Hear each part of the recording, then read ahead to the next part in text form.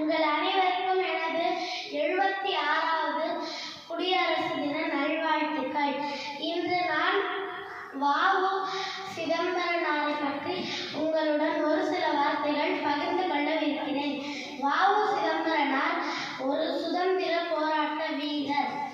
அவரை நாம் கப்பலோட்டிய தமிழன் என்று அழைப்போம். அவர் தூத்துக்குடியில் பிறந்தார். ஆங்கிலேயர்களை எதிர்த்து இந்தியர்கள் கப்பலோட்ட வேண்டும் என்று போராடினார். அதற்காக தனது சொத்துக்கள் அனைத்தையும் விற்று சுதேசி கப்பலை இயக்கினார். அந்த போராட்டத்தில் ஆங்கிலேய அரசு அவரை சிறைப்பிடித்தது.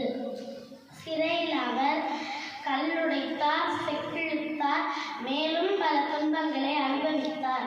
அதனால் மக்கள் அவரை செக்கிழுத்த செம்மல் என்று அழைத்தனர். இருந்தாலும் தனது தேசப்பற்று அவருக்கு